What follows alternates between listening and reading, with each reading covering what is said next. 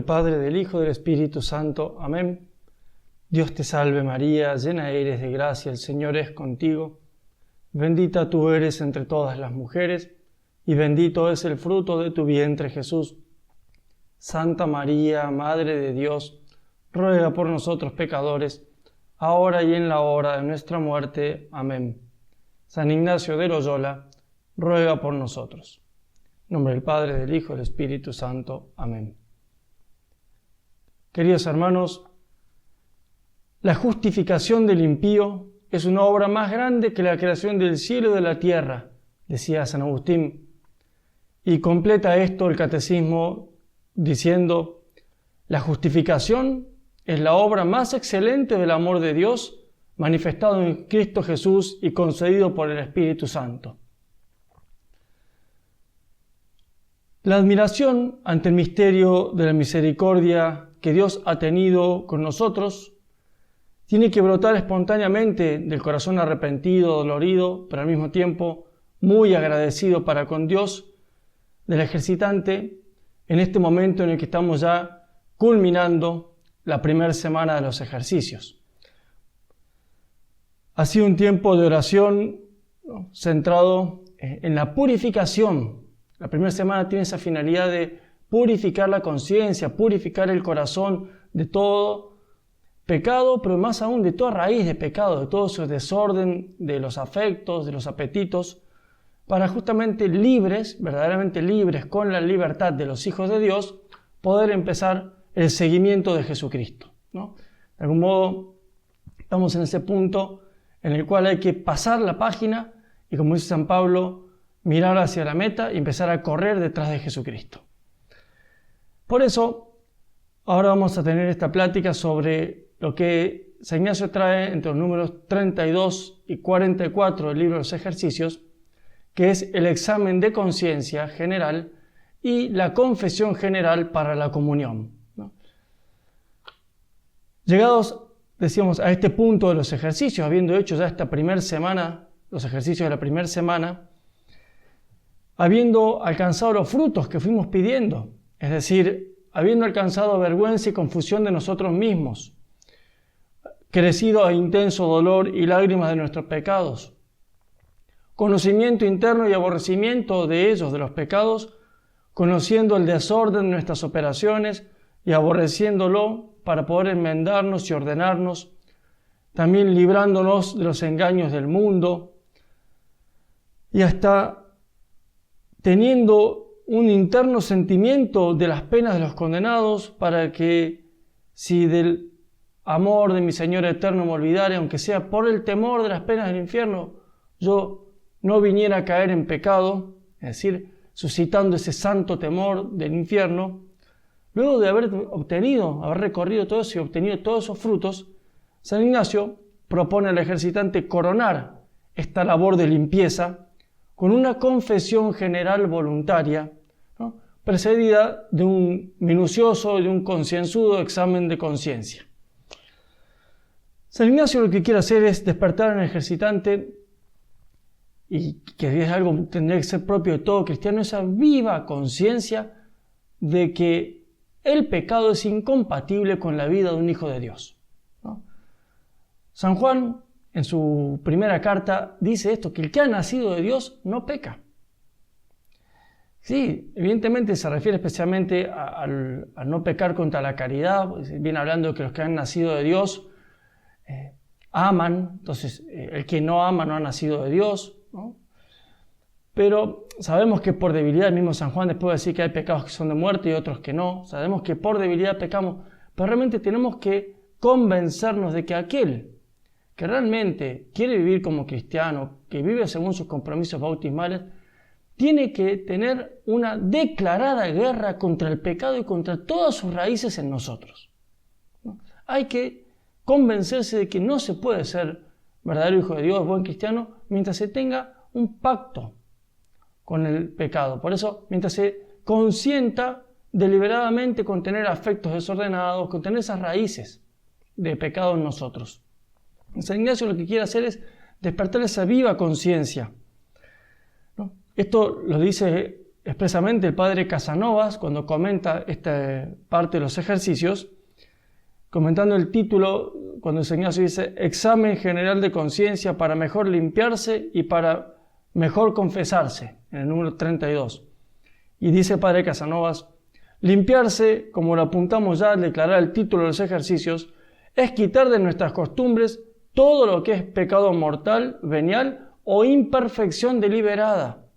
Lo que San Ignacio llama apariencia de pecado deliberado, cuando habla de las reglas para sentir escrúpulos y persuasiones de nuestro enemigo, ¿no? Entonces, ese es el fruto de esta primera semana. Realmente querer limpiar, sobre todo afecto, porque en la vida espiritual, ya lo vamos a ver, no nos frenan muchas veces las caídas, porque uno puede por debilidad tener una caída. De hecho, muchas veces, como le ocurrió al rey David, ese adulterio y ese homicidio, después al arrepentirse de eso, lo llevó más alto en la vida espiritual. O San Pedro, ¿no? Después la humillación de la negación lo llevó a un crecimiento en la vida espiritual. Pero lo que nos frena es ese apego, ese afecto, ese haber pactado con el pecado en nuestra vida o con imperfecciones deliberadas. Porque en el fondo es pactar con el desamor. Es eso. Este ánimo de alcanzar entonces una mayor pureza de corazón y de conciencia es el alma de esta propuesta que hace San Ignacio de hacer una confesión general en la que ciertamente reiteramos los pecados de la vida pasada, ¿no? Especialmente los pecados graves, aun cuando ya han sido confesados, ya han sido perdonados. Pero nosotros lo que queremos hacer es también limpiar más, sobre todo poder alcanzar un mayor arrepentimiento, mejor dicho, un mayor aborrecimiento de esos actos desordenados que hemos tenido.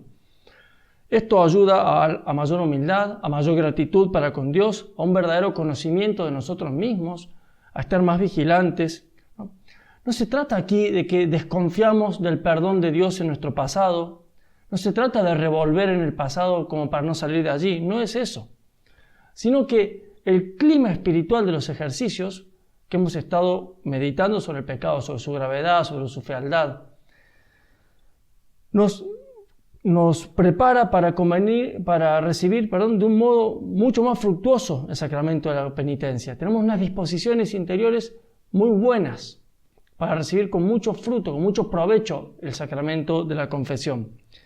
Por eso quiero solamente recordar brevemente algunas cosas sobre la doctrina del pecado que nos van a ayudar a comprender por qué conviene hacer un minucioso examen de conciencia y una confesión general de los pecados ya confesados, pero qué provecho tiene, ¿no?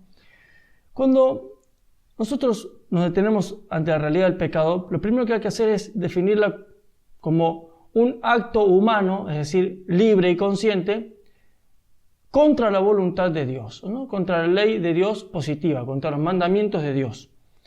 Es una falta al amor de Dios. Hemos visto en los ejercicios cómo el principio y fundamento es ese plan amoroso de Dios y cómo el pecado lo rompió. Es un desamor para con Dios, ¿no? Siempre el pecado es como un rechazo de Dios y una conversión a la criatura. Muchas veces a nosotros mismos, un amor desordenado por nosotros mismos. Cuando este acto desordenado es en materia grave, o sea, contra los mandamientos revelados, y es hecho con plena conciencia, o sea, advirtiendo qué es lo que estoy haciendo, y con un consentimiento perfecto, es decir, realmente queriéndolo, entonces constituye un pecado mortal, un pecado grave, que mata la caridad, o sea, rompe nuestra amistad con Dios, y si no nos arrepentimos de eso, nos puede llevar al infierno, ¿no? En cambio, el pecado leve es el pecado venial es cuando es en un desorden leve, es decir, no es en algo grave, o cuando es en algo grave, pero fue hecho sin advertencia plena o sin consentimiento pleno, ¿no? Un pequeño desorden moral realizado o un desorden grave, pero realizado sin advertencia plena, sin deliberado consentimiento. Bueno, lo importante aquí de considerar es que el pecado es un desamor, implica siempre un desorden, ¿no? Un desorden en las pasiones, en los apetitos, en las operaciones, además de la culpa de la voluntad desordenada que se rebeló contra Dios. ¿Por qué es importante recordar esto? Porque, claro, en el sacramento de la confesión o cuando nosotros nos arrepentimos de un pecado, si es un pecado grave necesitamos sí o sí del sacramento, pero si es un pecado venial o una imperfección, muchas veces con un acto de contrición, con un pedir perdón, con un hacer un acto de caridad contrario ya se nos perdona. Pero Dios nos perdona la culpa, nos perdona ese desorden de la voluntad, ¿no es cierto? Pero queda muchas veces todo ese desbarajuste, podemos decir, toda esa desarmonía que creó el pecado en nosotros, ese daño, ese habernos ensuciado. Y eso es lo que tendremos que ir purificando a través de la penitencia y a través del ejercicio de las virtudes contrarias. Por poner un ejemplo, una persona que peca de gula, ya sea porque come demasiado o porque come solo lo que le gusta, por ejemplo, Dios le da la luz y se da cuenta a la persona de que peca contra eso, peca de gula. Entonces va, se arrepiente y se confiesa, ¿no? En el momento en que se ha confesado de eso, de ese desorden en el comer, solamente buscando el placer en el comer, Dios lo perdona. Pero claro, ha quedado ese vicio, ha quedado esa inclinación hacia comer de más o hacia comer solo lo que me gusta. Bueno, y eso, para poder purificarse de eso, muchas veces va a ayudar el hacer penitencia o el ir, muchas veces, aunque ya esté confesado ese pecado, renovar ese dolor, aborrecer ese desorden, aborrecer ese comer solo por el placer del gusto en el comer, esa falta de templanza, ¿no? Bueno, justamente para luchar contra este desorden que ha creado en nosotros el pecado, ayuda mucho la confesión general, ¿no? Para que realmente aborrecer ese desorden que ha quedado en nosotros. Y justamente ese acto de caridad que hacemos al volver a pedirle perdón a Dios, al agradecerle su misericordia, ¿no? Nos vuelve a unir a Dios. Es justamente utilizar del pecado para unirnos más con Dios, ¿no? De algún modo, tenemos que recomponer esa imagen divina que el pecado ha desfigurado en nosotros. Y ese es un trabajo que va más allá del perdón de la culpa, ¿no? Es justamente ese trabajo por satisfacer la pena que el pecado nos causó o por reparar ese daño que causó en nosotros. Bueno, en los ejercicios espirituales, en la mente de San Ignacio, se supone que el ejercitante ya viene libre de la culpa de los pecados, no necesita estrictamente la confesión sacramental, salvo que tuviera conciencia de haber hecho malas confesiones antes, haber hecho confesiones sacrílegas. Entonces sí que tiene que confesarse de esos pecados que en verdad no fueron perdonados porque la confesión estuvo mal hecha, si cayó algún pecado por vergüenza, ¿no es cierto? Pero San Ignacio supone que el ejercitante está en gracia, es decir, que no necesita estrictamente la confesión sacramental, pero lo invita a esta confesión general para trabajar justamente sobre este punto que decíamos, para poder ir reparando ese desorden que han producido los pecados, ¿no? Buscando conocer mucho más a fondo el daño que causó el pecado en mi vida y poder enmendarme de él. En estos documentos que comentamos, del examen de conciencia general, la confesión general para la comunión, San Ignacio busca este fruto y por eso nos va a proponer como tres partes, ¿no? En primer lugar, va a buscar iluminar la conciencia, ¿no? Dando doctrinas sobre cuándo un pecado es grave, cuándo es leve, qué tipos de pecado podemos tener. Esa es la primera parte del documento, del número 32 al 42. Luego, en el número 43, va a explicar el modo para realizar con provecho un examen de conciencia, para hacer bien el examen de conciencia. Y finalmente, el número 44, va a recomendar la confesión general, dando los motivos de conveniencia, mostrando por qué conviene hacer una confesión general en los ejercicios al finalizar la primera semana de los ejercicios espirituales. Vamos a leer y ir comentando brevemente el texto del examen general de conciencia para limpiarse y para mejor confesarse. Primero dice San Ignacio, lo primero que aclara es que presupongo tres pensamientos en mí. Número 32, dice, es a saber, uno propio mío, el cual sale de mi libertad y querer, y otros dos que vienen de afuera, el uno del buen espíritu y el otro del mal espíritu, ¿no? Como hemos visto en las reglas de discernimiento de espíritus. De pensamiento, dice San Ignacio, hay dos maneras de merecer en el mal pensamiento que me viene de afuera. Por ejemplo, si viene un pensamiento de cometer un pecado mortal, al cual yo resisto inmediatamente y queda vencido. O sea, cuando viene una tentación de un pensamiento, yo lo tengo que rechazar inmediatamente y queda vencido. Entonces, dice, hay dos maneras de merecer. Una es cuando lo hago así, lo venzo rápidamente, desechándolo al instante. ¿No? La segunda manera de merecer es cuando ese mal pensamiento me viene y yo lo resisto, y me vuelve a venir y lo vuelvo a resistir, y siempre resisto hasta que queda vencido. ¿No? Cuando el pensamiento vuelve una y otra vez. Y entonces dice San Ignacio, esta segunda manera de vencer es más meritoria que la primera, ¿no? Porque resisto a varios ataques de la tentación. Fíjense que San Ignacio lo primero que hace es presentar el mérito que tiene resistir a las tentaciones, ¿no? Entonces dice, y esto nos ayuda a distinguir cómo aquello que dice siempre en la moral, no es lo mismo sentir que consentir, ¿no? Sentir una tentación no es pecado y al contrario, sentir la tentación y resistirla una y muchas veces es meritorio y mucho más meritorio cuanto más la resistimos. Ahora sí empieza a decir cuándo se peca venialmente de pensamiento. Dice, cuando el mismo pensamiento de pecar mortalmente viene y el hombre le da oído haciendo alguna demora, ¿no? O recibiendo algún deleite sensual, o donde haya alguna negligencia en lanzar el tal pensamiento. O sea, cuando nos demoramos o le damos un poquito de cabida a ese pensamiento, por algún gusto que sentimos en él, bueno, eso es un pecado venial. Y ya dice, es mortal el pecado de pensamiento cuando el hombre da consentimiento al mal pensamiento para obrar luego, así como ha consentido, o para ponerlo en obra si pudiese. Cuando consentimos con ese mal pensamiento, aunque no lo llevemos a la obra, pero sí lo consentimos, ¿no? La segunda manera de pecar mortalmente es cuando se pone en acto aquel pecado. Y esto, dice, este pecado mortal es más grave por tres razones. Por mayor tiempo, porque hemos consentido y hemos retenido ese pensamiento hasta poder llevarlo por obra.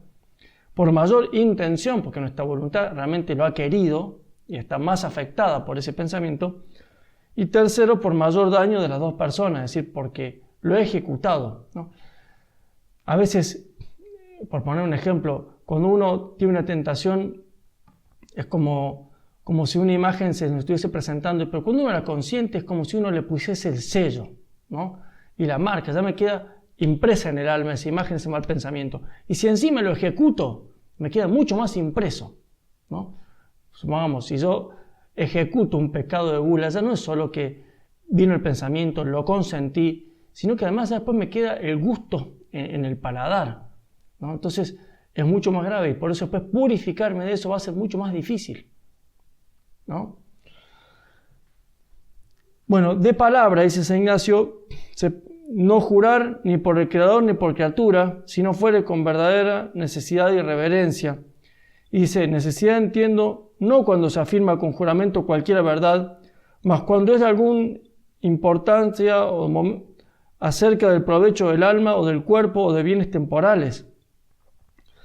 Se entiende mayor reverencia cuando en el nombre de su Creador y Señor, considerando, acata aquel honor y reverencia de vida. O sea, San Ignacio dice que si hubiese alguna necesidad de jurar, por ahí al jurar por una verdad, evidentemente, nunca por una falsedad. Si es una falsedad, es un pecado, pero si hubiese una necesidad de jurar para afirmar alguna verdad, el hacerlo por Dios es por mayor reverencia. Entonces le da un mayor peso, ¿no?, que jurar por criatura. Es de advertir, dice, que dado que en el vano juramento pecamos más jurando por el Creador que por la criatura, es decir, si estoy haciendo un juramento vano, es mucho más grave si lo hice por Dios. Pero a su vez es más difícil jurar debidamente con verdad y necesidad y reverencia por la criatura que por el Creador. O sea, cuando uno jura por la criatura, es más fácil que esté jurando vanamente. En cambio, cuando uno pone de por medio a Dios, lo más probable es que esté diciendo la verdad. Entonces dice por varias razones.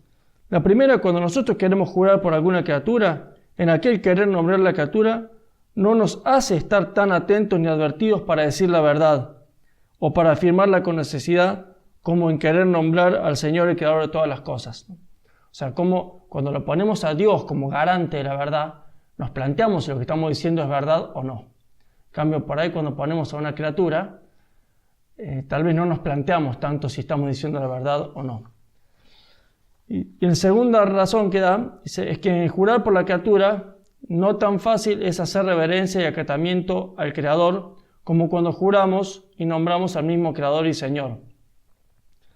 Porque el querer nombrar a Dios nuestro Señor trae consigo más acatamiento y reverencia que querer nombrar la cosa creada.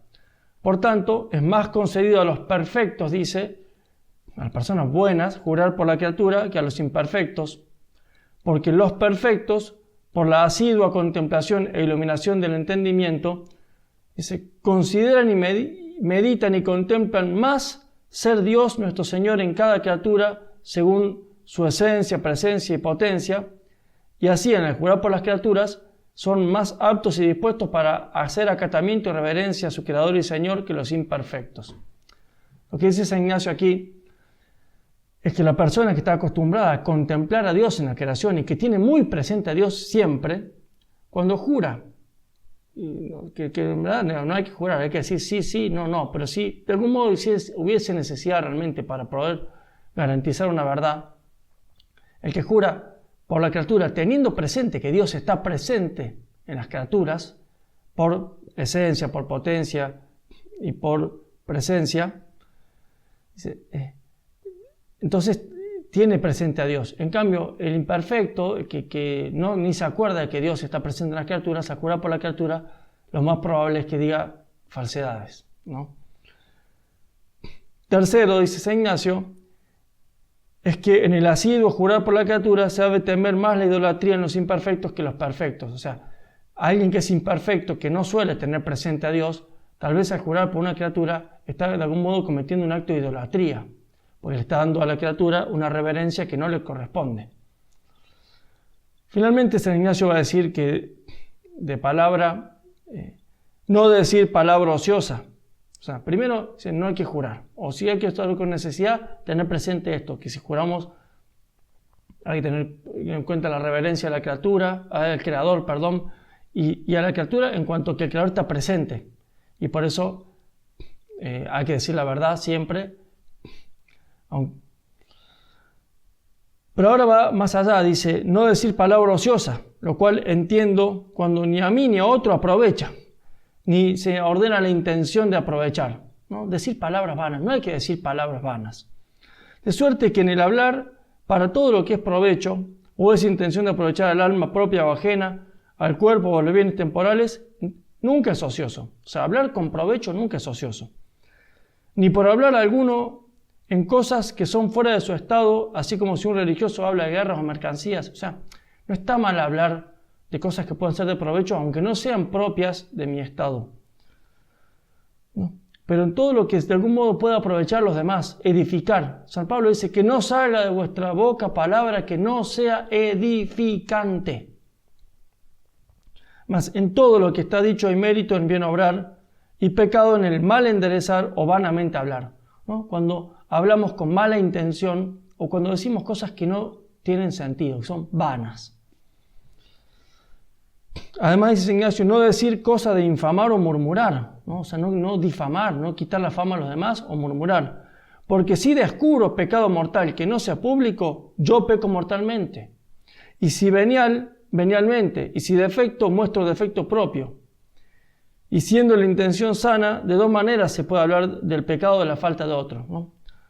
O sea, San Ignacio dice que cuando yo descubro un pecado de otra persona que no era público, ¿no? Si yo, por ejemplo, le cuento a fulano un pecado que cometió Mengano, que fulano no tenía por qué enterarse, yo cometo ese pecado que descubrí. Y si era mortal, yo peco mortalmente. Y si era venial, yo peco venialmente. Y si era imperfección, yo cometo una imperfección. ¿No? Entonces dice, ¿cuándo se puede hablar de un pecado ajeno? Dice, cuando es un pecado público, así como el de una meretriz pública, y de una sentencia dada en juicio o de un público error que está inficionando, o sea, corrompiendo a las ánimas, Entonces, cuando un pecado es público, sí uno lo puede decir. Por ejemplo, si uno ve una mala conducta, si una persona, por ejemplo, por decir un político que ha hecho un voto público a favor del aborto, yo ya no estoy revelando nada oculto. Entonces sí que puedo decir, miren, lo que hizo fulano está mal, para que no corrompa a los demás. Entonces, cuando es público, sí puedo hablar del pecado ajeno.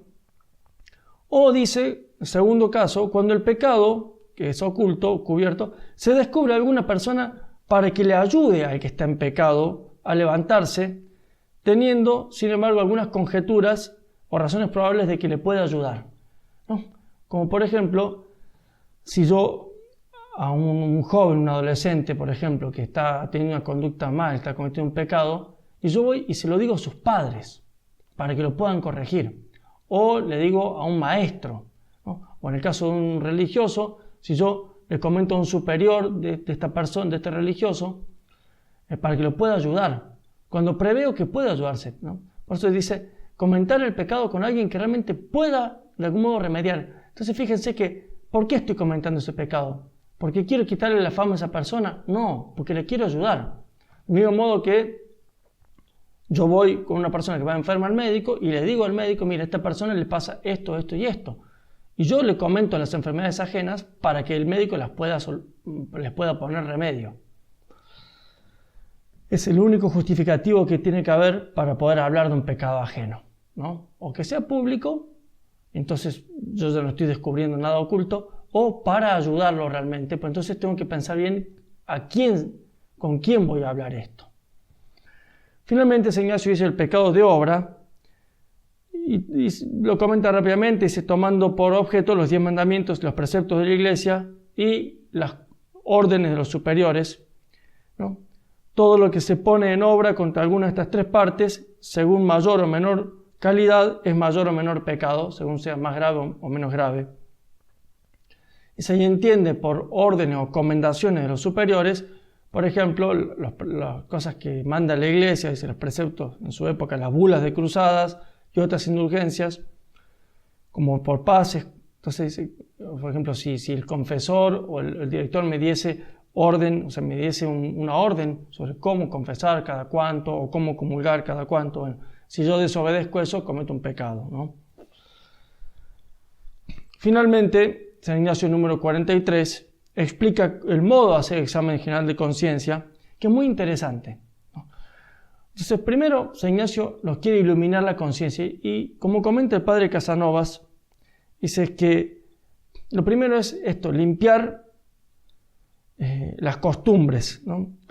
Para poder limpiar las costumbres, lo primero es afinar la conciencia moral, para que el hombre, sin caer en escrúpulos, tenga clara conciencia de sus pecados. Y eso es lo que ha hecho San Ignacio. Y por eso, principalmente se ha detenido en explicar los pecados de pensamiento y de palabra, porque son aquellos en los que muchas veces menos tomamos conciencia. Si en los pecados de obra es más claro que es pecado, ¿no? Y generalmente uno se da cuenta si ha pecado contra los 10 mandamientos de obra. En cambio, muchas veces no nos damos cuenta de los pecados que cometemos de pensamiento. O sea, muchas veces pecamos contra el 5.º mandamiento de pensamiento, porque pensamos en hacerle daño al prójimo. O de palabra, porque realmente hablamos mal del prójimo, ¿no? Y así en todo, o las tentaciones contra la pureza, o las tentaciones contra la justicia, de robar. Bueno, muchas veces faltamos a la justicia en las palabras o en los pensamientos, ¿no? Cuando uno piensa mal del otro, cuando hace un juicio temerario, cuando yo juzgo una causa sin tener realmente los elementos. Entonces, San Ignacio nos quiere iluminar sobre todo eso primero, para que podamos afinar la conciencia moral. Y a esto van dirigidas entonces esas instrucciones que acabamos de comentar. También es importante comentar esto, como a veces cuando uno padece escrúpulos, que los escrúpulos son esa tentación del demonio cuando nos hace ver pecado donde no lo hay, ¿no? Pero ese padecer los escrúpulos que durante los ejercicios no es extraño que ocurra, sobre todo cuando uno empieza a revisar la vida, bueno, ayuda mucho a afinar la conciencia. Muchas veces, sobre todo, como dice San Ignacio, para que no tengamos ni apariencia de pecado. Muchas veces el padecer escrúpulos, es decir, como esas perplejidades, no saber si esto es pecado o no, nos ayuda como realmente limpiar más y rechazar más, ¿no? Como cuando a uno le parece que hay una mancha y sigue fregando para ver si la puede quitar totalmente. Entonces, este repaso de las ideas morales y este mayor afinamiento de la conciencia son una poderosa ayuda para examinar y precisar los pecados ya cometidos, y sobre todo para poder darles su justo peso. Por eso es que la confesión general que después haremos nos va a ayudar a quedar muy limpios y también como a poder darnos cuenta realmente de cuánta misericordia ha tenido Dios en nuestra vida. Cuando uno no le da el peso que tiene el pecado, cuando uno no valora realmente, cuando uno no tiene sentido del pecado, tampoco tiene sentido de la misericordia, ¿no? Bueno, explica San Ignacio entonces ahora en el número 43 cómo hacer ese examen y lo primero que va a hacer es explicar que hay que pedirle luz a Dios, porque para poder ver realmente lo que hay en la profundidad de nuestro corazón necesitamos una luz sobrenatural. Entonces lo primero dice San Ignacio es pedir luz, pero incluso antes de eso, para poder realmente contrastar la malicia de nuestro pecado, dice, el primer punto es dar gracias a Dios por los beneficios recibidos. Siempre, todo examen de conciencia tiene que comenzar con ver los beneficios que Dios me ha dado, ¿no? Las dos palabras que tienen que estar en todo examen de conciencia son gracias y perdón.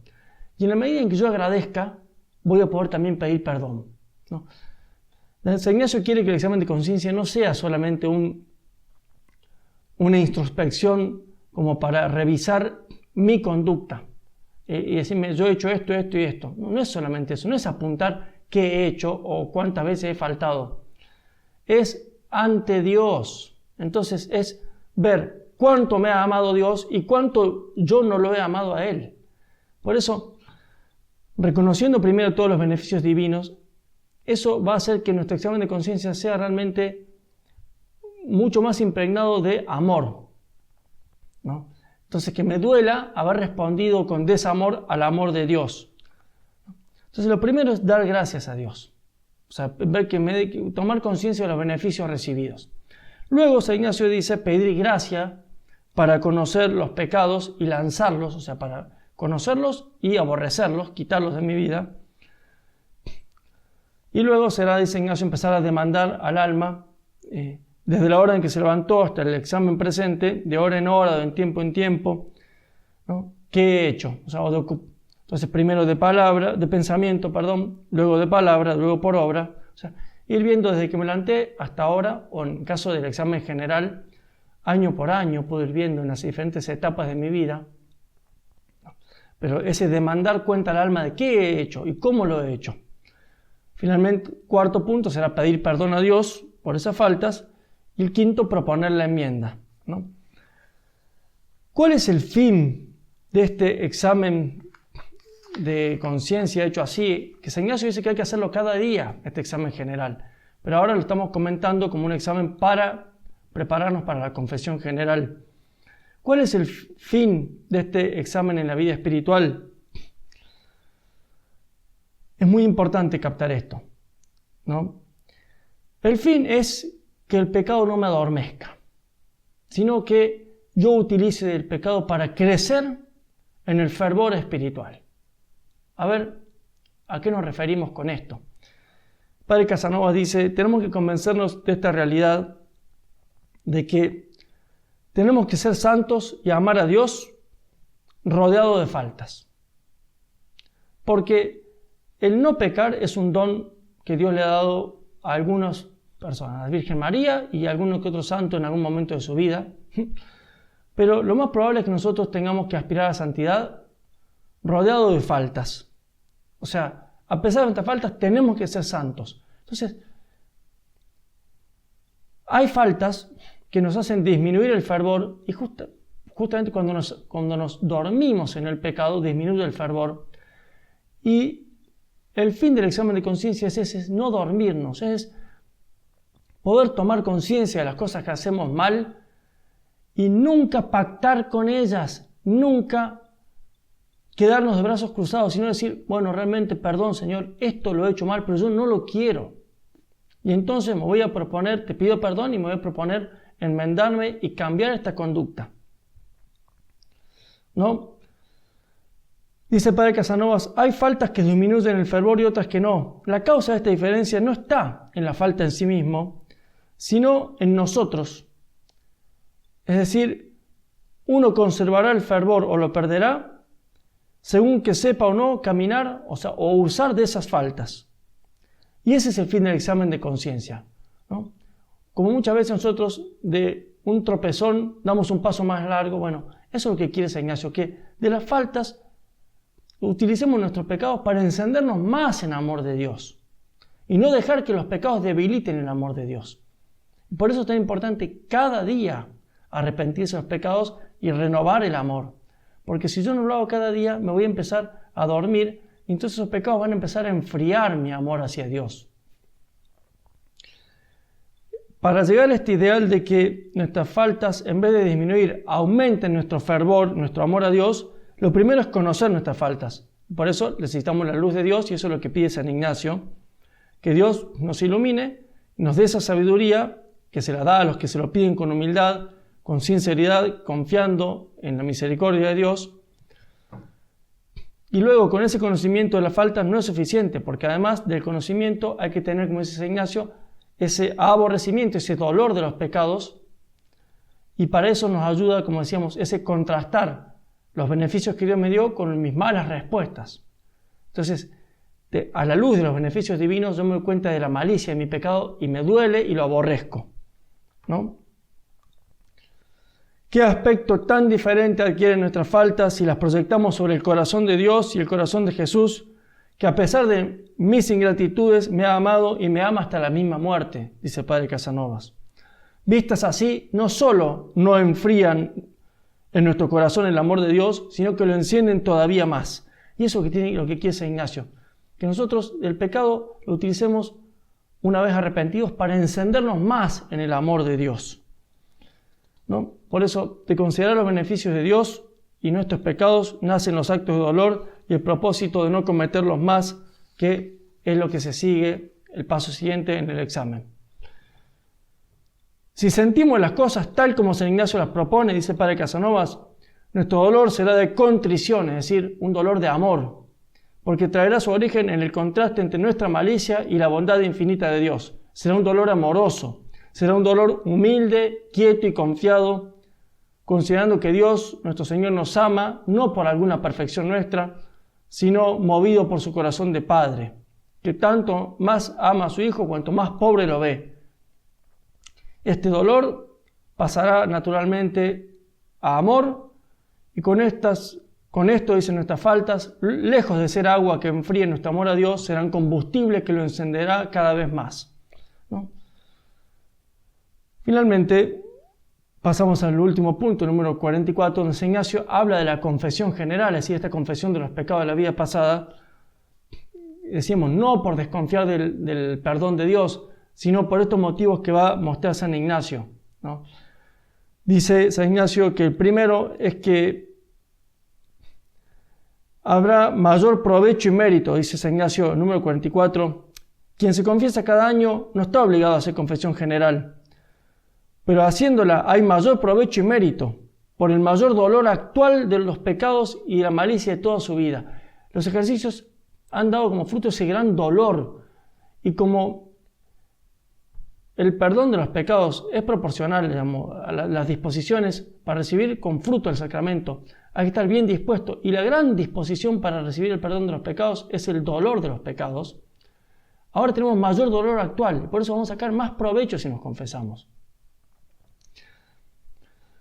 Segundo motivo que da San Ignacio, dice, como en los tales ejercicios espirituales se conocen más interiormente los pecados y la malicia de ellos, que en el tiempo en el que el hombre no se daba a estas cosas internas, alcanzando ahora más conocimiento y dolor de ellos, habrá mayor provecho y mérito que antes hubiera. Bueno, porque de algún modo hemos profundizado, nos hemos dado cuenta más de la malicia del pecado, y por eso ahora lo aborrecemos más, ¿no?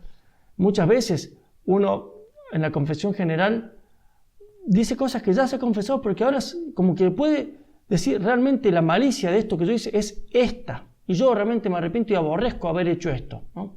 Como que uno realmente puede justipreciar el pecado y por eso aborrecerlo con todo el corazón. El tercero, dice San Ignacio, es que estando más bien confesado y dispuesto, se haya más apto y más aparejado, más preparado para recibir el Santísimo Sacramento, cuya recepción no solamente ayuda para que no caiga en pecado, más aún para conservar en aumento de gracia. La confesión general se hará, dice Ignacio, finalmente se hará mejor inmediatamente después de los ejercicios de la primera semana, ¿no? O sea, una vez que uno ha logrado todos esos frutos de la primera semana, se dispone a preparar la confesión, que conviene prepararla por escrito, ¿no? Siguiendo algún examen de conciencia, como el que se les dará como un apéndice. Entonces conviene prepararla por escrito. Después de haber hecho ese ejercicio, ahora dedicar un tiempo exclusivo a la preparación de la confesión general, ¿no? Y así, queridos hermanos, el gran fruto es prepararse bien para recibir la Eucaristía. Con cuánta humildad y confianza se une con Jesucristo en el amor, en la comunión, el que acaba de llorar todos los pecados de su vida, dice Padre Casanovas. Entonces siente vivamente que no hay cosa en el mundo que lo pueda apartar de nuestro Señor, que entra copiosamente en su alma la gracia divina y que en Jesucristo haya el medio más seguro de conservar esa misma gracia, evitando el pecado y creciendo siempre en la gracia divina.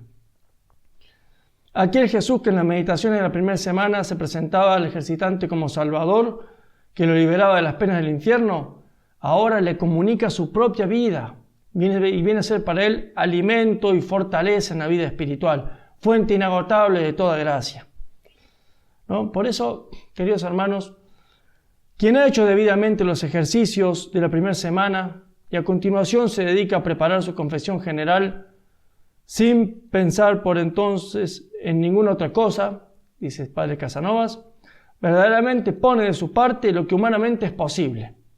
Por lo tanto, ya puede cerrar la puerta para siempre a cualquier escrúpulo y al prurito de renovar las confesiones, que es lo que aquí quiere conseguir San Ignacio. Que realmente pongamos como un punto final al pecado hasta aquí en nuestra vida, que hagamos un firme propósito de luchar para siempre contra el pecado, y si tenemos la gracia de cometerlo, de inmediatamente levantarnos y pedir perdón, y que disfrutemos del perdón de Dios, ¿no? Aquí el ejercitante, como el hijo pródigo, que luego de volver a su casa, fue hecho partícipe de esa fiesta que se hizo en su honor, porque estaba muerto y ha vuelto a la vida, y que se llenó de alegría por eso. O como el rey David, que luego de pedir perdón por sus pecados, luego de pedirle perdón a Dios y pedirle que le renueve el corazón, que lo limpie por dentro, que le dé un corazón nuevo, terminaba diciendo al rey David: Señor, me abrirás los labios y mi boca proclamará tu alabanza. Y eso es lo que ahora tiene que hacer el ejercitante, ¿no? Agradecido por la misericordia de Dios, poner los ojos en Jesucristo y alabando, haciendo reverencia y sirviendo a Dios nuestro Señor, empezar el seguimiento de Cristo como fiel discípulo, para compartir con Cristo penas, pero también para compartir gloria eterna. En el nombre del Padre, del Hijo y del Espíritu Santo. Amén.